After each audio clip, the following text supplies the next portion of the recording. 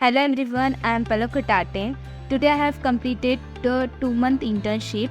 During this 2-month internship, I have learned a lots of things, and also I have get some experience which really helped me in my personal and professional growth. I am proud to say that I have acquired some skills like communication skills, presentation skills, and also I have acquired some soft skills. Also, I am thankful to my all the HRs for their supports and guidance.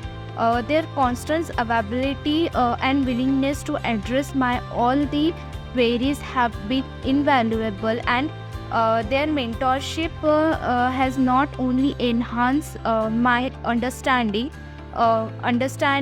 of the industry, but has also give me the confidence to navigate challenges effectively.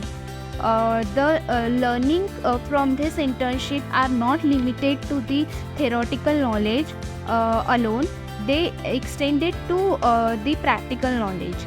The experience gained from this internship is undoubtedly play a crucial role in my upcoming interviews, and also it helps me to in my career and continue to benefit me in the year ahead.